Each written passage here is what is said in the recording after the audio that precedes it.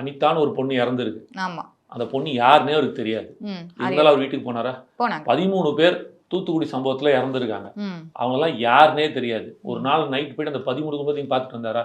இவர்களையே பார்க்கக்கூடிய அந்த அளவுக்கு ஒரு மனிதாபிமானம் உள்ள ஒரு தலைவர், ஒரு மனிதர், தலைவர் கூட விடுங்க, ஒரு மனுஷன் தன்னை பார்க்க வந்த குடும்பத்துல ஒரு 41 பேர் இறந்துருக்காங்கன்னா எப்படி மேடம் பார்க்காம இருப்பாரு? அதெல்லாம் கட்டுக்கதைகள், பொய் கதைகள். சில பிரச்சனைகள் இருக்கு அவருக்கு. இப்ப நீங்கள் நான் நினைச்சா இப்ப போலாம், நான் போயிட்டு வந்துட்டேன், யாரையும் கேட்கணுன்ற அவசியம் இல்லை, நம்மள சாதாரண. அவருக்கு சில இஷ்யூஸ் இருக்கு.